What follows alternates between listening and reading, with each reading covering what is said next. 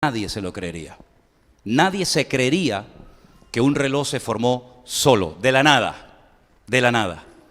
Imagínate que te dijera que ese reloj es el producto de una explosión, de un Big Bang. Metieron todas las piezas en una caja, le metieron un cartucho de dinamita, ¡bum!, explotó y de repente todas esas piezas se juntaron y apareció el reloj Viceroy del Real Madrid de nuestro hermano Miguel. ¿Quién se lo creería? Nadie. Pues eso es lo que te están diciendo en tu colegio. Eso es lo que están enseñando las lumbreras en los institutos, que de la nada surgió todo lo que existe. Por eso yo soy cristiano, porque hay que ser estúpido para no serlo. Porque hay que ser un necio, como dice la Escritura, para decir que Dios no existe.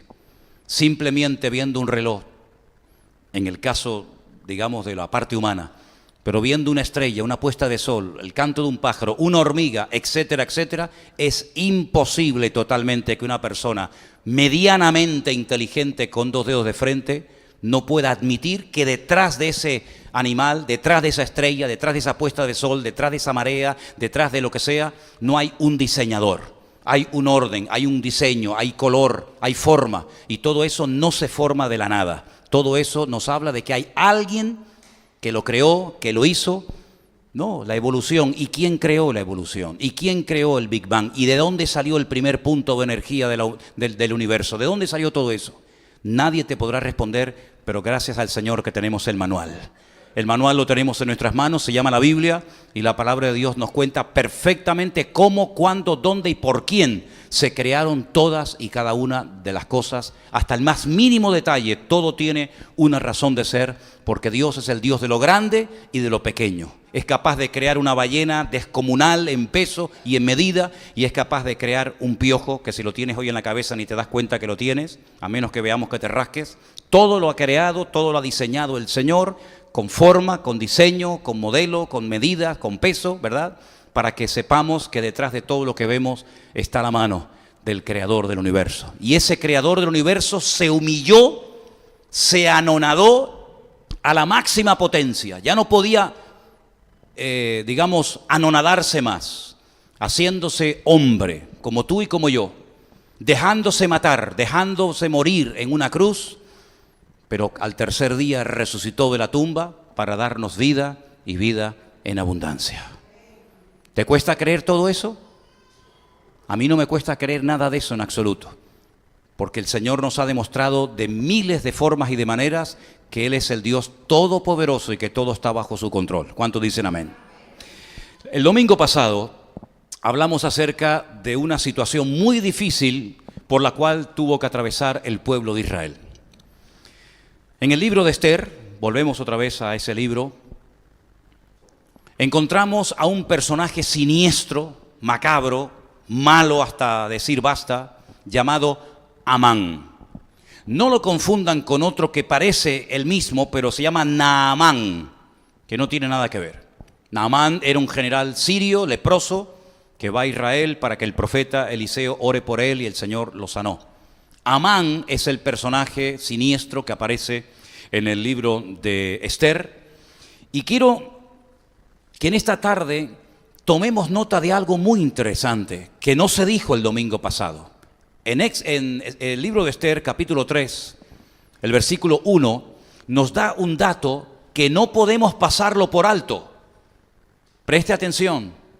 Después de estas cosas, el rey Asuero engrandeció a Amán, hijo de Amedata Agageo. Tome nota de ese dato, eso es muy importante. ¿De quién era hijo este hombre? Era hijo de un tal Amedata que era Agageo, ahora hablaremos qué significa eso, y lo honró y puso su silla sobre todos los príncipes que estaban con él. Vamos a orar un momentito, cierra tus ojos ahí donde estás y vamos a pedir que el Señor nos abra la mente, el corazón, el entendimiento, para que en la tarde de hoy podamos escuchar con reverencia, con atención la palabra de Dios, y que Él abra nuestros ojos espirituales para que podamos captar el mensaje y la profundidad de la palabra que hoy va a ser expuesta. Te damos gracias por este privilegio, Señor, de poder estar aquí en tu presencia, escuchando tu palabra. Pedimos tu ayuda para compartirla y para recibirla, Señor. Te pedimos que en esta tarde tu Espíritu Santo, corazones sedientos y hambrientos y ya preparados y dispuestos para ser tocados y ministrados. Bendice y usa esta palabra para traer palabra viva y fresca a tu pueblo en esta tarde. En el nombre soberano de Jesús, tu Hijo amado. Amén y amén. Al principio de los tiempos, si ustedes comienzan a leer la Biblia desde el primer libro, que se llama el libro del Génesis, van a encontrar cosas tremendamente interesantes. Alguien dijo que en el libro de Génesis encontramos, digamos, la estructura y la base de todo lo que iba a ocurrir a lo largo de la historia.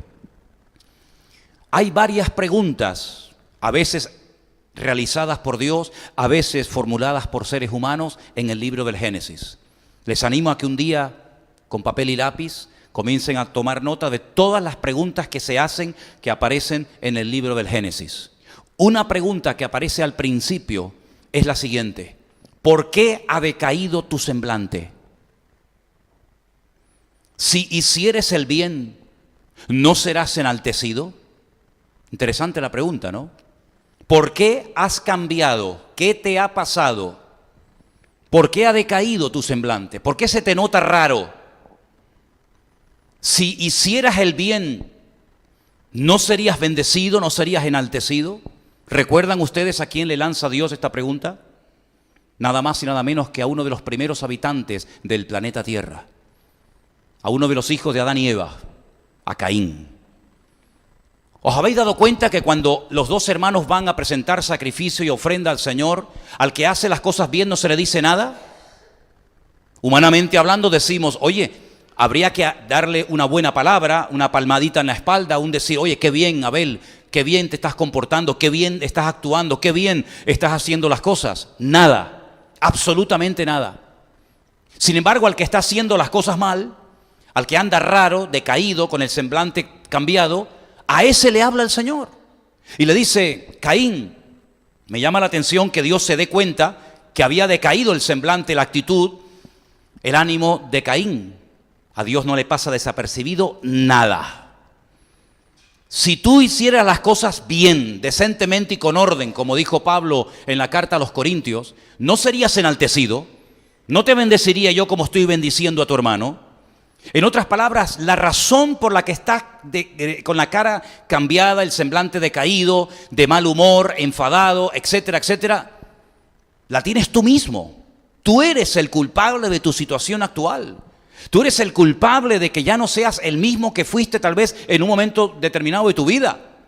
Tú eres el que has cambiado y como tú has cambiado por dentro, se nota tu cambio por fuera. Pero te vuelvo a repetir, si hicieras las cosas bien, yo te bendeciría, yo te enaltecería, yo te levantaría, yo te honraría como quiero hacerlo contigo y con tu hermano. Sin embargo, la palabra, la exhortación que le lanza el Señor a Caín parece que le entró por un oído a este y le salió por el otro. Porque siguió no igual, peor. Engaña a su hermano, lo saca al campo aparentemente para dar un paseo, para tener un tiempo de comunión con su hermano Abel. Y este se distrae, se levanta a su hermano Abel, Caín contra Abel, y lo mata, y se comete el primer asesinato de la historia de la humanidad. No sabemos cuál será el último, pero sí sabemos cuál fue el primero. Es la primera vez que la tierra bebe sangre. Es la primera vez que la madre tierra, creada por el Señor, abre sus entrañas para beber y probar la sangre de un ser humano, la sangre de Abel. Tiempo más tarde Dios le vuelve a hablar, Dios le confronta, otra pregunta más, para los que están tomando nota. ¿Dónde está tu hermano Abel? ¿Dónde está tu hermano Abel? La respuesta impregnada de soberbia por parte de Caín me llama mucho la atención. ¿Soy yo acaso guarda de mi hermano? Pues en cierto sentido sí. Claro que tú tienes que cuidar y cubrir las espaldas de tu hermano, como tu hermano tiene que cubrirte las espaldas a ti. Y el Señor le dice algo tremendo. Ahí hay una declaración tremendamente fuerte en el mundo espiritual y dice, la voz de la sangre. Tomen nota de esa expresión. La voz de la sangre de tu hermano Abel llega hasta mi presencia. Es decir, aunque te hagas el tonto, aunque quieras ocultar el crimen, es imposible, porque ese crimen llega a mi presencia clamando por justicia.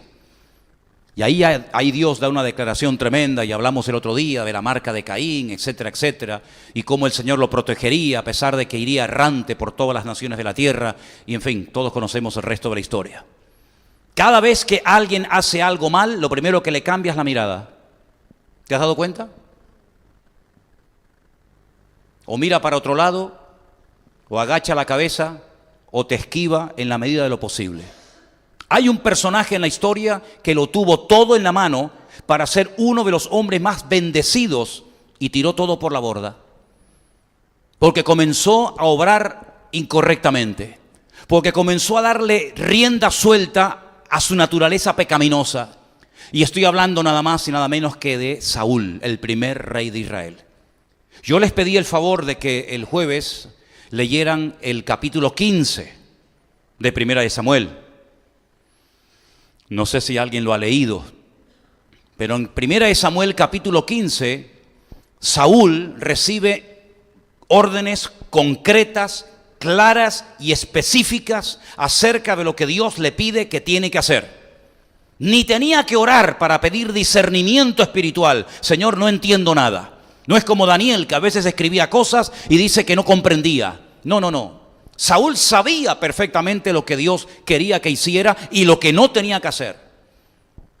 Sin embargo, la palabra de Dios nos enseña en 1 Samuel capítulo 15 que él, cuando llega del campo de batalla, no solamente no ha cumplido la voluntad de Dios en su vida, sino que además intenta echarle la culpa al pueblo de su pecado, tratando de proyectar en el prójimo sus carencias y sus debilidades como ser humano. La Biblia nos enseña que este hombre pasó por muchas etapas, y una de las cosas que me llama la atención de la vida de Saúl es que no aprovechaba las oportunidades que Dios le daba. Yo creo que hay gente en la vida, y lo digo de verdad desde la más profunda convicción, yo creo que hay gente en la vida que no ha cambiado, que no ha mejorado, que no ha dejado el pecado o el vicio o la atadura que hacen, porque en el fondo no saben cómo hacerlo. Nadie les ha hablado, no han tenido nunca la oportunidad de dejar el vicio, la droga, la bebida o lo que sea. Pero creo también que hay personas que han tenido un montón de oportunidades y no las han sabido aprovechar. Y Saúl entra dentro de esa categoría de personas. Un hombre que tiene a su lado la ayuda inestimable del profeta Samuel. Si algo no entiende, si algo no sabe, si algo no conoce, puede consultar con Samuel, y Samuel, como varón de Dios, le va a explicar todo perfectamente. Tiene el apoyo del pueblo. Tiene la corona, es decir, la señal de autoridad sobre su cabeza. Tiene a centenares o miles de soldados a sus órdenes. Tiene absolutamente todo en la mano.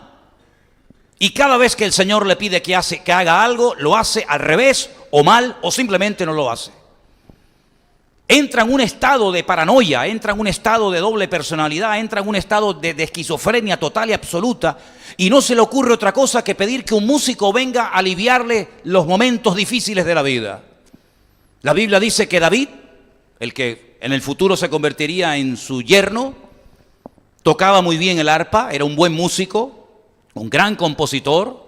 De hecho, hasta el día de hoy se cantan muchas letras escritas hace miles de años por David. Y la Biblia nos enseña que cuando David tocaba, en los momentos de tormento de Saúl, ocurrían tres cosas que me han llamado mucho la atención y las he anotado aquí para compartirla con ustedes en esta tarde. Primero dice que cuando David tocaba, Saúl tenía alivio. Se sentía mejor y el espíritu malo de parte de Dios se apartaba de él. Vuelvo a repetirlas. Sentía alivio, una cierta mejoría. Se sentía mejor, más tranquilo, con algo de paz, podríamos decir, y el espíritu malo de parte del Señor se apartaba de él. El efecto, la influencia de la música ungida de David abarcaba el espíritu, el alma, el cuerpo, la mente, todo el ser de Saúl, de tal manera que mientras David tocaba, este hombre era otro, se calmaba. El genio como que desaparecía, el demonio se apartaba de él, y había como un momento de relax, un momento de calma en medio de la tormenta por la cual estaba atravesando Saúl. Pero en el momento en el que David se iba del palacio, volvía otra vez a lo mismo. Y es que su vida era una vida de parches, permítame la expresión. No era una persona que buscaba realmente un cambio genuino y profundo, sino una persona que buscaba un alivio pasajero y momentáneo. Él se conformaba con dormir esa noche, aunque al día siguiente lo estuviera pasando fatal. Él se conformaba con tener un ratito de calma, aunque fuera escuchando el arpa, la lira de David. Él se conformaba con aquel rato de alivio, pero no buscaba un cambio total y absoluto, sino simplemente eso, un alivio, una calma temporal y pasajera. Y así fue la vida de Saúl, una vida de parches. Parece que se arrepentía, pero luego seguía igual. Dios le daba otra segunda oportunidad, volvía a liarla igual o peor que la anterior. Y la vida de Saúl es un desastre, hermano. Mira, para Dios desecharlo, imagínate lo harto que tuvo que estar el Señor. Y yo creo que aquí hay algo que se tiene que dejar bien claro en esta tarde. Y es que el perfil, esa palabra que se emplea tanto en los castings y cuando se busca una persona para una película, para un extra en una película, lo que sea, el perfil de Saúl no era el agradable delante de Dios. Era un perfil atractivo, era un perfil extraordinario, llamativo, de cara a la galería, pero Dios nunca hubiera escogido a Saúl, créanme. Dios nunca hubiera elegido a ese tipo de persona. De hecho, cuando Él interviene en la historia, Él dice que lo que Él busca es un hombre fiel. Lo que Él busca es un hombre conforme a su corazón, un hombre obediente. Claro, Saúl era una persona imponente físicamente hablando. Saúl era una persona, digamos, muy atractiva físicamente hablando, pero espiritualmente hablando era un desastre. David tal vez, aunque también lo era, no era tal vez tan llamativa su apariencia física como la de Saúl, pero era un hombre conforme al corazón de Dios. Y es un hombre que cuando se le amonestaba, y basta que se le presentara una oportunidad de parte del Señor, la acogía, la aprovechaba, iba hasta las últimas consecuencias. No era un mediocre, no era una persona de parches, era una persona tremendamente radical, lamentablemente a veces para lo malo y también para lo bueno. No era una persona a medias tintas, no era una persona de doble cara. Era una persona que cuando hacía algo mal se notaba y cuando hacía algo bien se notaba. No como Saúl. Saúl era la mosquita muerta, el que pasa desapercibido, el que el día que lo llamaron para coronarlo rey ni apareció de la vergüenza que le daba. Y claro, él se camuflaba detrás de su timidez. Pero llegó el momento cuando tuvo que demostrar realmente si su carácter lo dominaba él o él dominaba su carácter y servía al Señor. Y quedó en evidencia, quedó totalmente en evidencia. Y en el capítulo 15, que se ha leído parte de él en esta tarde, hay un momento en el que Dios dice, basta. Qué terrible tuvo que ser ese día en la vida de Saúl, ¿eh? Qué terrible cuando Dios dice, basta amigo, hasta aquí hemos llegado. Llegó un día en el que Dios dijo, se acabó Noé, métete dentro del arca, ya se acabaron las oportunidades. Llegará un día cuando Dios diga a la humanidad, basta, ni un minuto más, a partir de ahora empieza lo que está escrito en la palabra. Y dice la palabra de Dios que una de las grandes oportunidades que tuvo Saúl fue la de cumplir una parte de la ley, una parte de la Torá, que quiero leerla en esta tarde porque es tremendamente interesante. El privilegio que tuvo Saúl de ser el instrumento para poder cumplir parte de la palabra de Dios fue tremendo. Pero falló, lo tiró todo por la borda. Éxodo capítulo 17, a partir del verso 8, presta atención a la escritura, dice así. Las manos de Moisés se cansaban. Arrancaríamos del 8. El mismo capítulo, el versículo 8. Entonces vino Amalec y peleó contra Israel en Refidim. No tengo tiempo para explicar lo que es Refidim, pero busquen en la Biblia qué pasó allí, qué hacían allí, porque allí es donde se lleva a cabo la batalla. Búsquenlo en la Biblia, en el libro de Éxodo. Y dijo Moisés a Josué, escogeos varones y sal a pelear contra Amalec. Mañana yo estaré sobre la cumbre del collado y la vara de Dios en mi mano. Hizo Josué como le dijo Moisés peleando contra Amalec, y Moisés y Aarón y Hur subieron a la cumbre del collado. Y sucedía que cuando alzaba Moisés su mano, Israel prevalecía, mas cuando él bajaba su mano, prevalecía Amalec. Y las manos de Moisés se cansaban, Por lo que tomaron una piedra y la pusieron debajo de él, y se sentó sobre ella, y Aarón y Hur sostenían sus manos, el uno de un lado y el otro de otro. Así hubo en sus manos firmeza hasta que se puso el sol. Y Josué deshizo a Amalec y a su pueblo a filo de espada. Y el Señor le dijo a Moisés, escuchen esto, escribe esto para memoria en un libro.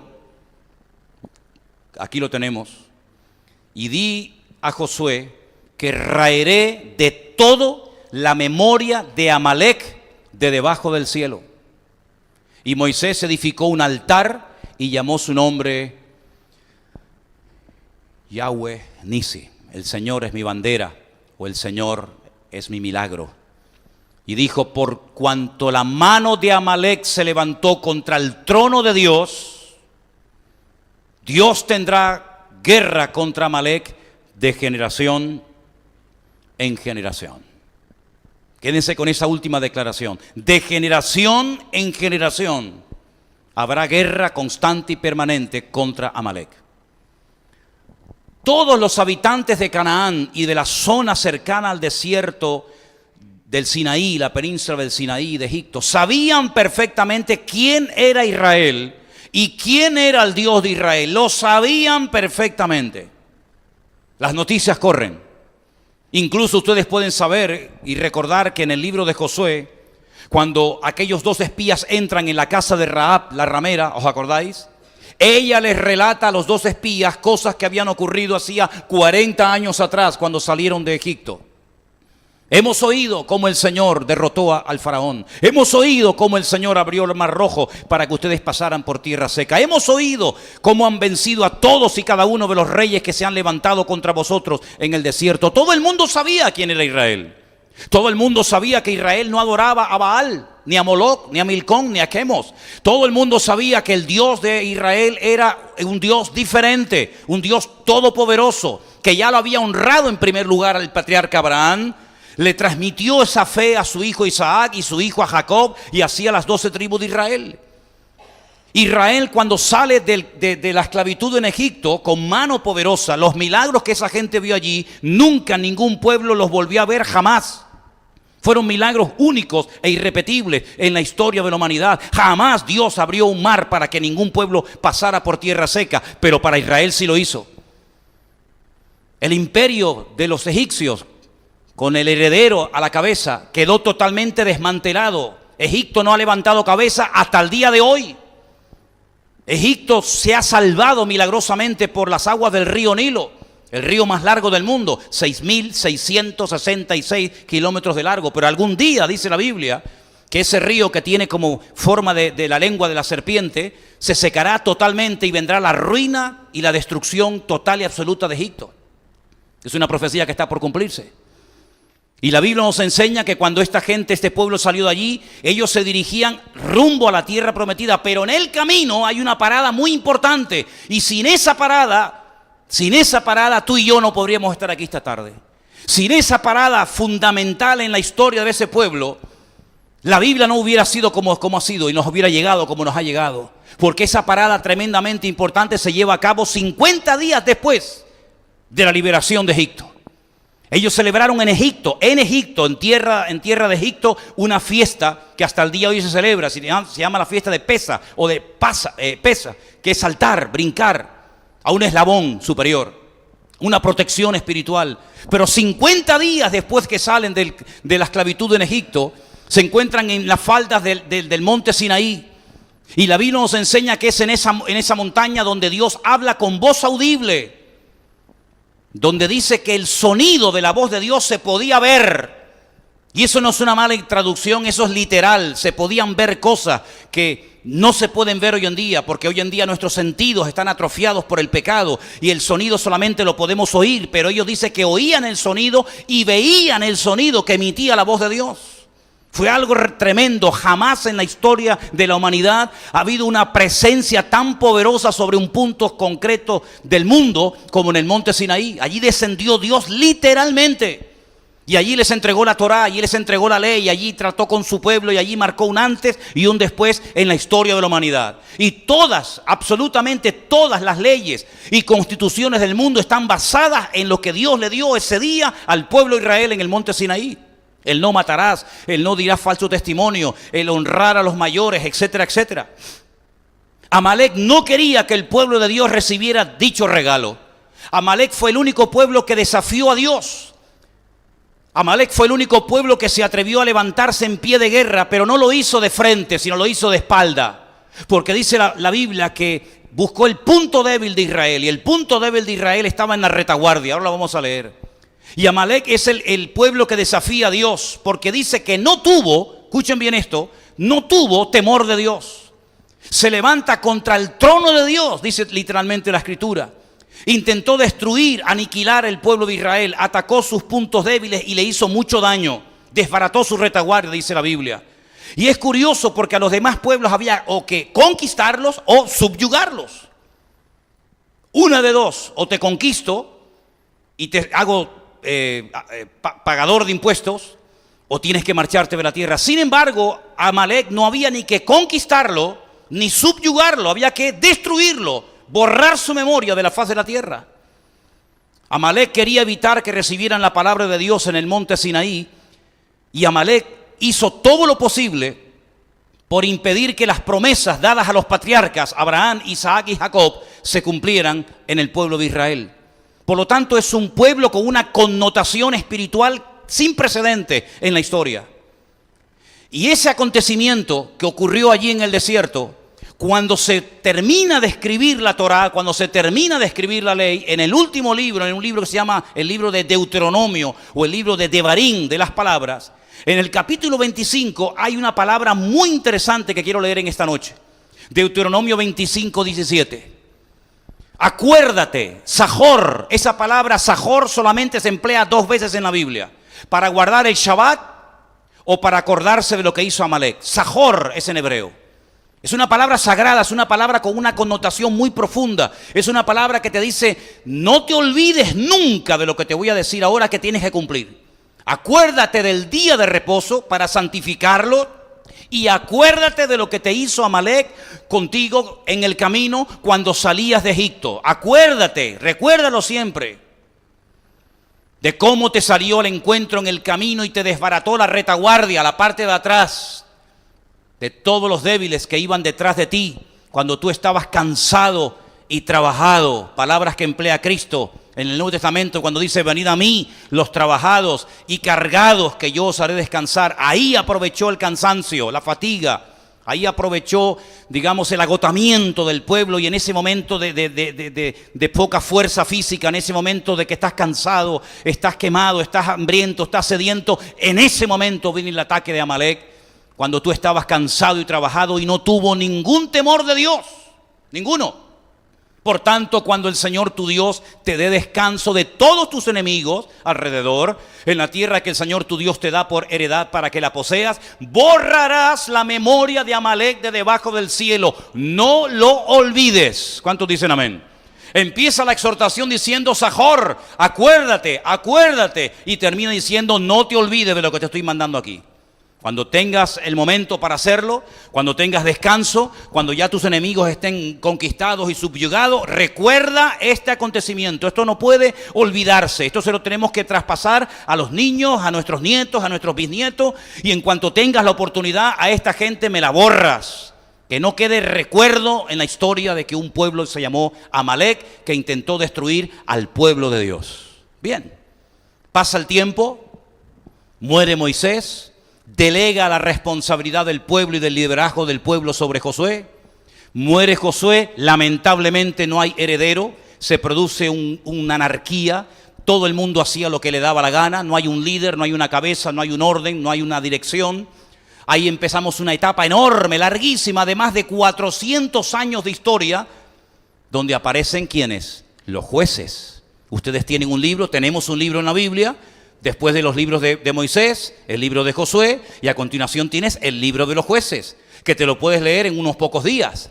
Pero ese libro que te lees en unos pocos días, esos son 400 años de historia, hermano.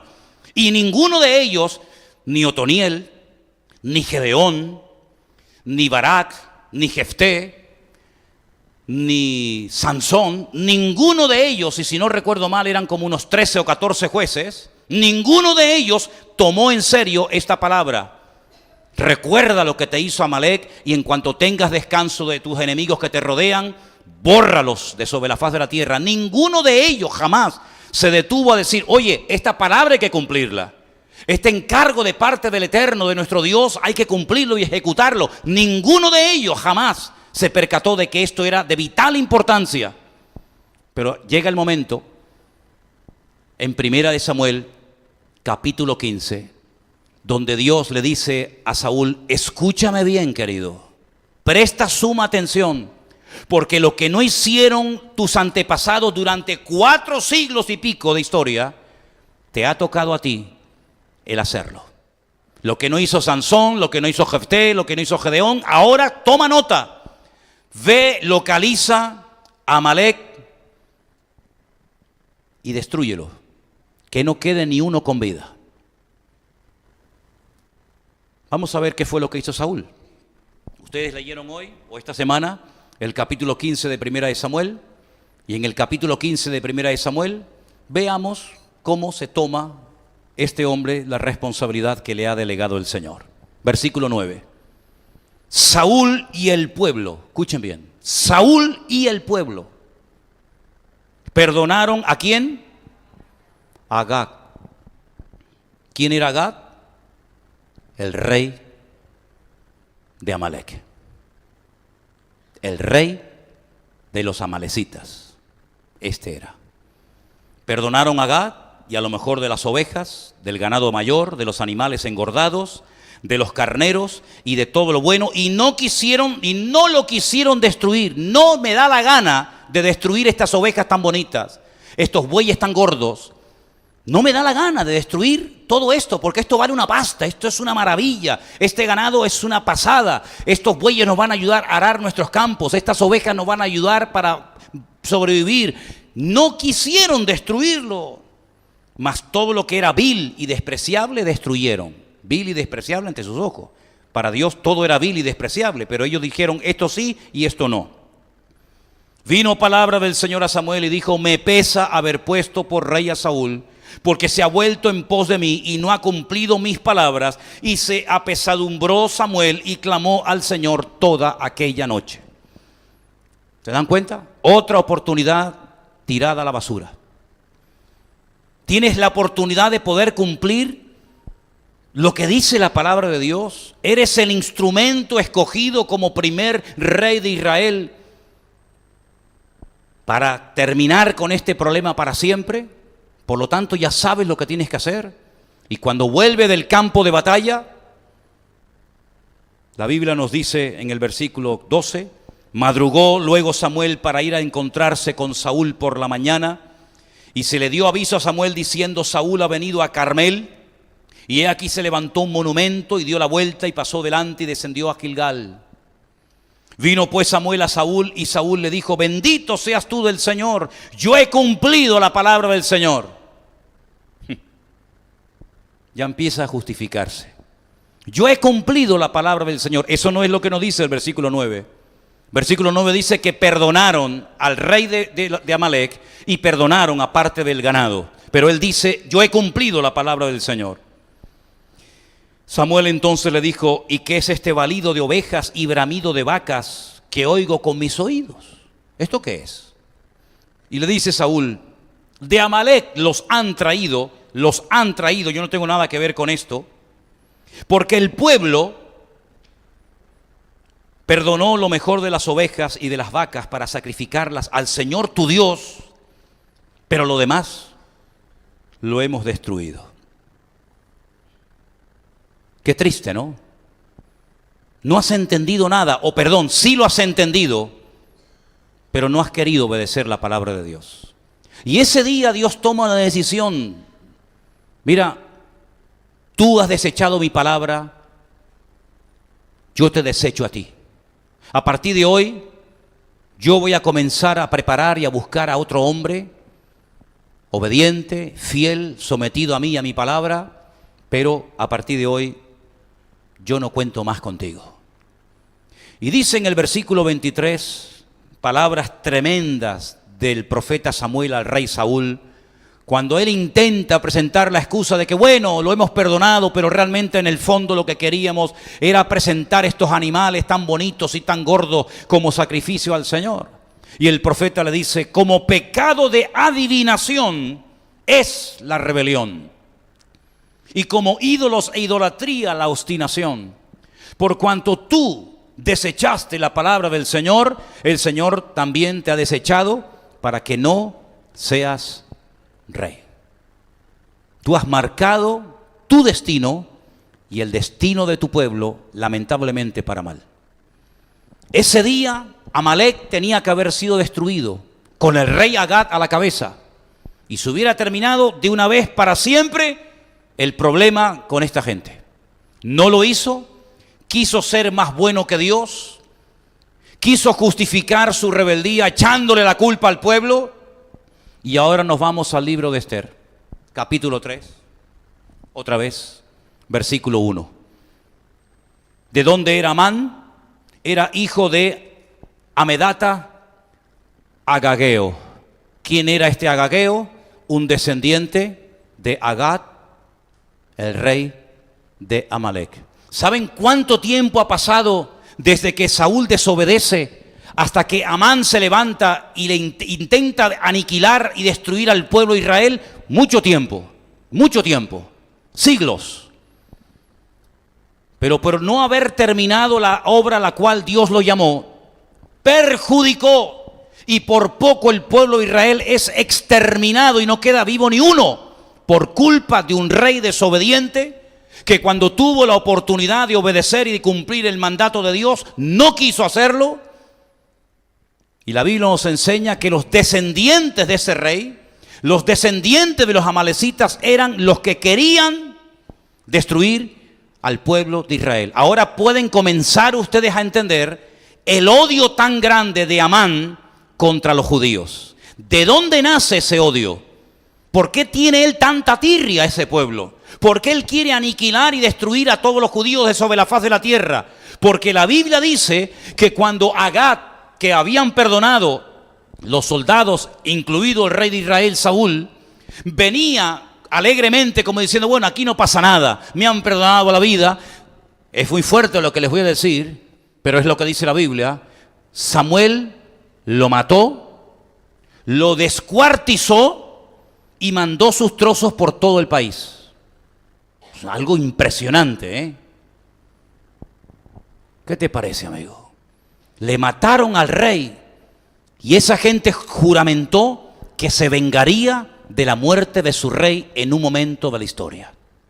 Y llega un momento en el que un descendiente de ese rey, Amán, tiene ese odio guardado en su corazón, porque el odio es como un cáncer.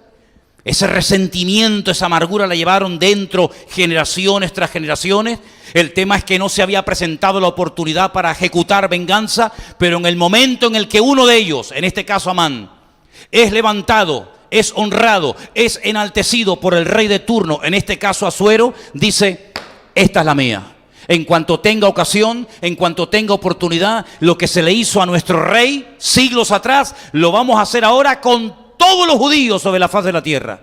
Y ahora pueden entender ustedes por qué Amán, cuando salía de la presencia del rey Asuero, después de haber estado hablando con él, y todo el mundo se inclinaba, y todo el mundo le hacía reverencia, y Mardoqueo se quedaba firme, tieso como una vela, y no le hacía ningún tipo de reverencia, se iba a la casa destrozado, se iba a la casa mal. ¿Por qué? Porque nunca entregó ese odio a Dios. Siempre lo cultivó, siempre lo mantuvo, se lo transmitió a su mujer, se lo transmitió a sus 10 hijos, se lo transmitió al rey Asuero, se lo transmitió a todo el que trancara por delante, y en cuanto llegó la oportunidad de aniquilar al pueblo de Israel, por lo menos lo intentó. Gracias al Señor que el tiro le salió por la culata, porque incluso la horca enorme, grande, gigantesca, que había mandado hacer para Mardoqueo, al final es la horca donde muere él mismo, más otras 10 más para sus respectivos hijos. ¿Te das cuenta, querido hermano, las consecuencias desastrosas que pueden producirse por no querer obedecer a Dios. ¿Te das cuenta que no solamente cuando yo me niego a cambiar, cuando yo me niego a obedecer, no solamente yo y los míos se pueden ver tremendamente perjudicados, sino que mi desobediencia puede salpicar a mis hijos y a mis nietos y a personas que tal vez no han nacido todavía, pero que la maldad de los que desobedecen, la maldad de los que aborrecen a Dios y Amán aborrecía a Dios, puede llegar hasta la cuarta generación. ¿Te das cuenta o no? Éxodo capítulo 20 dice que Dios visita la maldad sobre los hijos hasta la tercera y cuarta generación de los que me aborrecen. Él aborrecía a Dios, él aborrecía al Dios de Mardoqueo, él aborrecía al Dios de los judíos. Él llegó a decir, esta gente es diferente, tienen leyes diferentes, comen diferente, tienen un Dios diferente, se visten diferente, hablan diferente, esta gente hay que arrasarlo, esta gente no se somete a Dios ni a nadie. Y fue metiendo ese veneno, fue metiendo esa apología realmente, fue metiendo esa demagogia en el corazón del rey Asuero, y el rey Asuero dijo, venga va, pues terminemos con esta gente, y se acabó. Gloria a Dios que se enamoró el rey de una judía. Bendito sea Dios. Y se le caía la baba. Y gracias al Señor, a Esther, que usó una sabiduría, no su cuerpo, no, nunca utilizó su cuerpo, su belleza, su hermosura como cebo para engatusar a ningún hombre, y mucho menos al rey, sino todo lo contrario.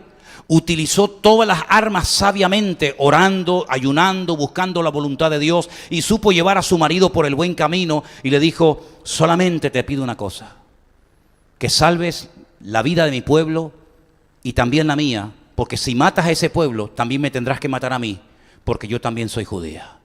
Y gloria a Dios por la sabiduría que le dio el Señor a esta mujer. Se pudo salvar todo un pueblo que hasta el día de hoy existe, y ahí está. Pueblo por el cual oramos y amamos, y de vez en cuando tenemos la oportunidad de visitar. ¿Cuántos dicen amén? Las consecuencias de la desobediencia las pueden leer en Deuteronomio capítulo 27. Fíjate lo importante que es para Dios la obediencia o la desobediencia, que dedica un capítulo entero de la Biblia. No hay un capítulo entero de la Biblia para el que no ora. ¿Qué pasa con la persona que no ora? Bueno, sabemos lo que pasa, pero la Biblia no dedica un capítulo monográfico entero a qué ocurre cuando un hombre o una mujer no quiere orar. No hay un capítulo en la Biblia entero que hable acerca de lo que puede ocurrir cuando un hombre no se niega a estudiar y a crecer espiritualmente. Hay pinceladas, hay historias, hay parábolas, hay versículos, pero un capítulo entero dedicado al que no quiere crecer y madurar, no lo hay.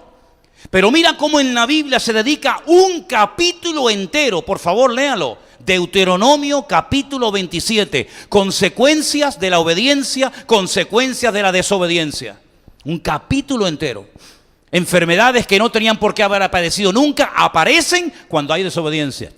Bendiciones que se pueden llegar a perder por no obedecer al Señor. Pero cuántas puertas se pueden abrir, cuántas bendiciones pueden caer sobre nuestra vida cuando hay una buena actitud de obediencia. Qué diferente cuando a David le dijeron, tú has pecado, querido. Serás el rey, tendrás la unción de Dios, serás el dulce cantor de Israel, habrás matado gigantes, habrás matado osos y leones, pero estás mal, has pecado. Y él dijo, es verdad, he pecado, que Dios me perdone. Y pide perdón y se humilla delante de Dios, y Dios lo restaura, y Dios hace de él un hombre tremendo, que hasta siglos después de su muerte, el Señor no destruía al pueblo de Israel y no permitía ciertas y determinadas batallas por amor a mi siervo David. Pero qué diferente es Saúl. Saúl te amonestan, te hablan por la mañana, te hablan por la noche, te lo digo de una manera, te lo digo de otra, y no hay forma, pero él siempre quiere quedar bien delante del pueblo. Le dice a Samuel, bueno, sé que Dios ya no me quiere, sé que Dios ya me ha desechado, pero tú por lo menos cuando salgamos ahora afuera, vamos a hacer el teatro y tú me honras y me hablas bien delante de los ancianos para que vean que todo está bien. Le preocupa mucho lo que piensen los demás de Saúl, de su vida. Esa es la típica característica del acomplejado. Le preocupa mucho lo que digan los demás de él o de ella. Por eso tiene manías con el pelo, con la falda, con el pantalón, cuando estoy flaco, cuando estoy gordo, cuando entro, cuando salgo, me miro el espejo. ¿Por qué? Porque hay una inseguridad tan grande que le preocupa tanto su autoestima y su imagen delante de los demás. Pero lo que piense Dios no le preocupa tanto. Pero sí lo que piense fulano y mengano. Así era Saúl. Y dice la Biblia que cuando Samuel dice, no, mira, basta, ya no voy a entrar en este juego, ¿vale? Yo no voy a entrar en esta historia. Y dice que cuando se marcha, le agarra del manto de Samuel, se lo rompe y le dice, mira, para colmo, lo que ha pasado en lo natural es lo que acaba de pasar en el mundo espiritual. Así como tú me has roto el manto hoy y me tendré que comprar otro o me lo tendrán que coser, hoy el Señor ha roto y ha quitado de ti el reino. Es alucinante. Es interesante notar que la única prenda que cuenta la Biblia que le rompieron, le cortaron a Saúl, precisamente fue la misma prenda que él le rompió al profeta Samuel. Su manto, dice la Biblia, que David se lo cortó y se lo enseñó como diciéndole, lo que tú hiciste a Samuel, yo te lo hago a ti, Dios te ha desechado también a ti, querido. Ahora, la historia de Saúl es una historia triste porque dejó escapar la bendición de su vida.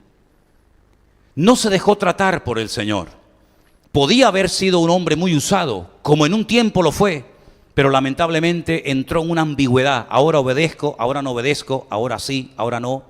Y comenzó a darle lugar a algo tremendamente peligroso y al mismo tiempo destructivo, como son, ¿saben qué? Los celos.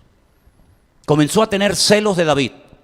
Intentó matarlo, intentó acabar con su vida, porque veían en David un competidor. En vez de una bendición, veía en David un competidor. ¿Sabes, hermano? Me llama mucho la atención que depende como yo esté espiritualmente, puedo ver las cosas de una manera u otra. Por ejemplo, hay un versículo en la Biblia que dice que al puro todas las cosas son puras. Y al impuro todas las cosas son impuras. Y el que tiene oídos para oír, que entienda lo que estoy diciendo en esta tarde. Para los hermanos de José, José era un soñador. Un tipo peligroso que había que eliminarlo. Para Potifar, lo vio y le dijo, lo quiero, tú para mi casa. Y lo compró, y para Potifar era una bendición, y para sus hermanos era un peligro. Lo mismo pasa con David. David para muchos era una bendición, para Saúl era un problema que había que eliminarlo, pero Dios lo protegió, como todos sabemos. Ahora, lo interesante es que el encargo que Dios le dio a Saúl era concreto y específico, no lo cumplió y las consecuencias las vemos en la Biblia, tiempo más tarde, en el libro de Esther.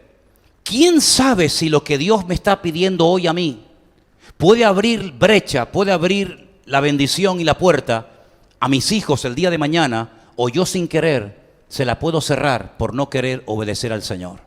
Porque la obediencia hay que aprenderla. Nadie nace obediente. Créanme, nadie nace obediente. Incluso te voy a decir una cosa que te puede sorprender.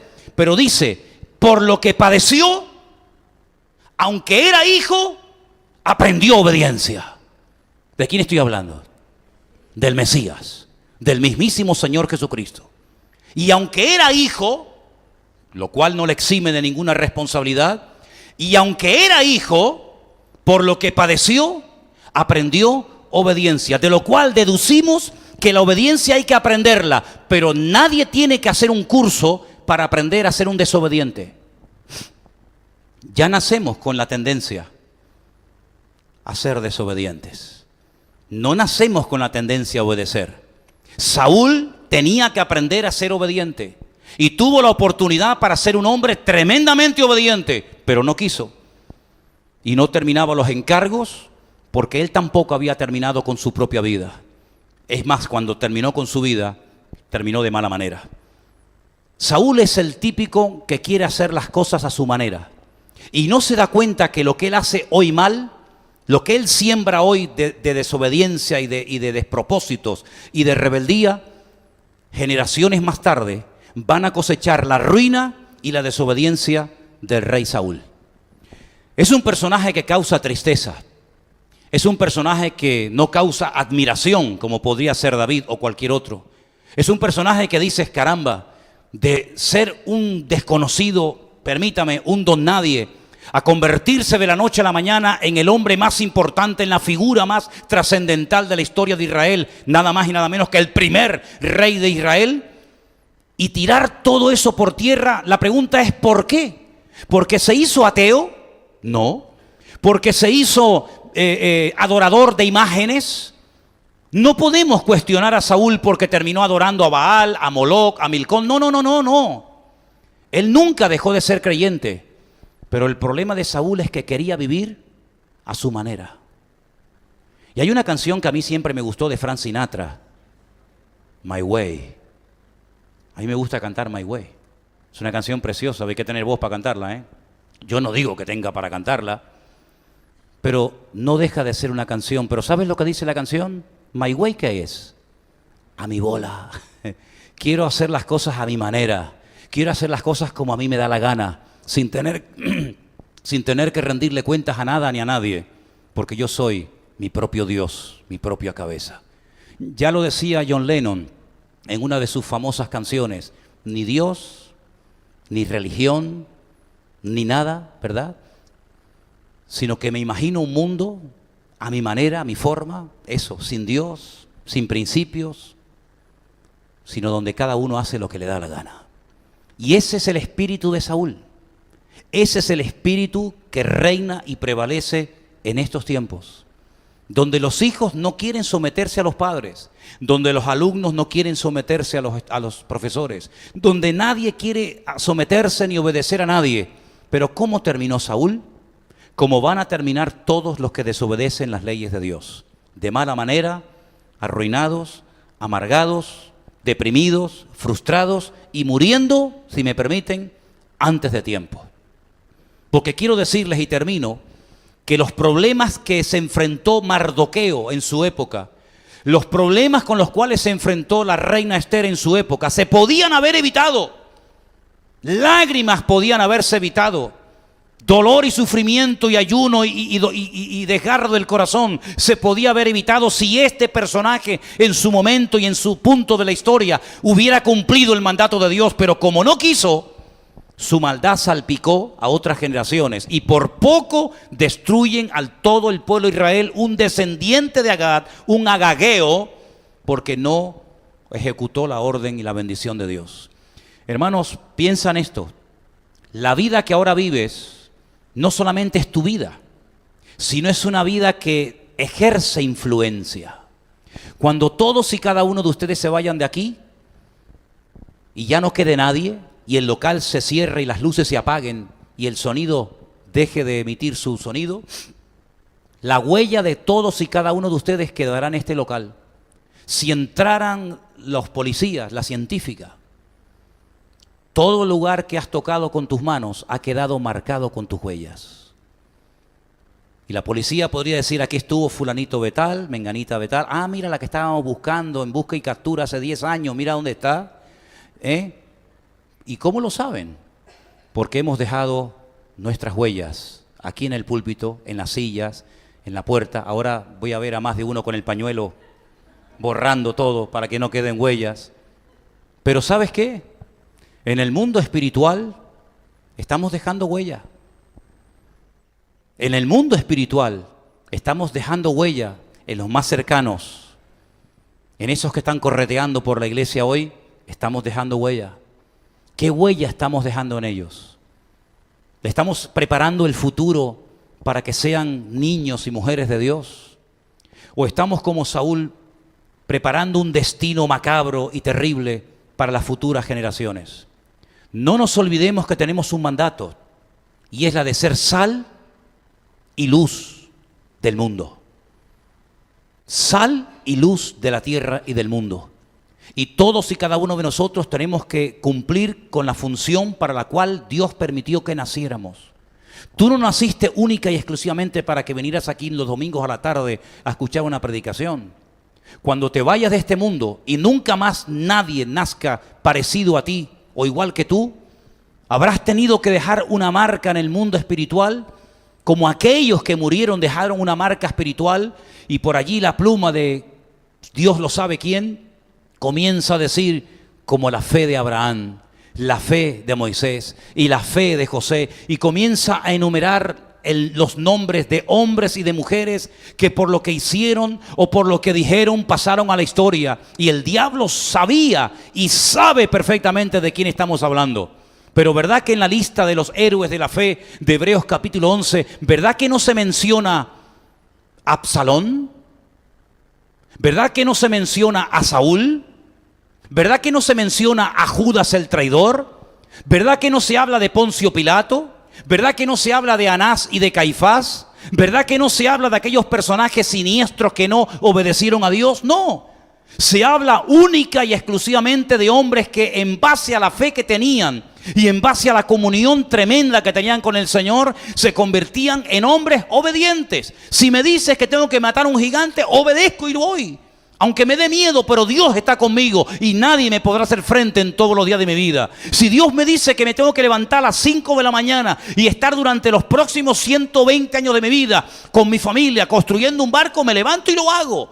Y si Dios me dice que con 300 soldados desarmados, con una trompeta en la mano y con una vela me voy a pelear contra 1.000.000 de soldados, voy, porque no sé cómo voy a resolver esto, pero el Señor que me manda es el Dios que me va a acompañar. En otras palabras, la obediencia no siempre se va a entender, pero la obediencia es insustituible en la vida de un creyente para poder ir de gloria en gloria, de victoria en victoria y de bendición en bendición. Y eso no lo vemos nunca en Saúl. No vemos eso en Saúl. Pero yo quiero que el Señor en esta tarde vea en todos y en cada uno de nosotros que estamos dispuestos a obedecerles con gozo y con alegría en todo lo que Él nos pida. ¿Cuántos dicen amén? ¿Quieren obedecer a Dios? Pónganse de pie conmigo en esta noche y vamos a orar al Señor para que no tengan que sufrir otros lo que hoy no estamos haciendo nosotros, sino al contrario. Ahí donde estás, cierra tus ojos y en esta tarde pídele al Señor que Dios arranque de nuestros corazones el espíritu de Saúl. Y el espíritu de Saúl es la desobediencia, la rebeldía, hacer las cosas a mi manera, porque a mí me da la gana, porque yo no tengo que rendirle cuentas a nada ni a nadie. Que Dios arranque eso de nosotros porque es tremendamente destructivo. Y hermanos, si ahora con 12, con 13, con 15 años tienes ese problema, cuando tengas 20 se habrá multiplicado el problema. Y en vez de ser una pequeña semilla que se podía haber arrancado en su momento, se va a convertir en una raíz, y el día de mañana en un árbol, y pasado en una cosecha, y te va a costar mucho más a los 50 o a los 60 arrancar cosas de tu vida que si te hubieran hablado a los 13 hubieras podido solucionarlo fácilmente. Así que en esta tarde, queridos hermanos, vamos a pedirle al Señor que arranque de nosotros ese espíritu, pero que ponga en nosotros lo que decía el rey David en uno de los hermosos salmos que con su puño y letra logró escribir y que lo tenemos aquí en nuestras Biblias. El famoso Salmo 51, donde el rey David se humilla, donde el rey David pide perdón al Señor y donde el rey David le dice al Señor cosas como esta: ten piedad de mí, oh Dios, conforme a tu misericordia. Lávame más y más de mi maldad y límpiame de mi pecado. Porque reconozco mis rebeliones y mi pecado siempre está delante de mí. Pero crea en mí, oh Dios, un corazón limpio. Renueva un espíritu recto dentro de mí. No me eches de delante de ti, ni quites de mí tu Santo Espíritu. Vuélveme el gozo de tu salvación, y espíritu noble me sustente. Porque los sacrificios de Dios son el espíritu quebrantado, y al corazón contrito y humillado tú no desprecias, oh Dios. Te damos gracias en esta tarde, Señor, porque vemos en tu palabra lo importante que es obedecer y acatar y cumplir las órdenes que tú nos das para nuestro tiempo. Que no dejemos cosas a medias, que terminemos lo que empezamos, porque sabemos que en el mundo espiritual nuestra vida, Señor, ejerce una influencia tremenda y queremos ser personas de bendición y transmitir esa bendición y ese espíritu recto y noble a nuestros hijos, a nuestros hermanos y a la gente que nos conoce y nos rodea cada día. Te damos gracias, Señor, porque vemos en tu palabra que tú eres un Dios que das oportunidades cada día para que se obedezca a tu palabra. Y queremos, Señor, pedirte fuerzas para que podamos ser un pueblo, una iglesia obediente a lo que el Señor nos manda en su bendita y preciosa palabra. Te damos gracias por todo y te lo pedimos en el nombre de tu amado Hijo Jesús. Amén y amén.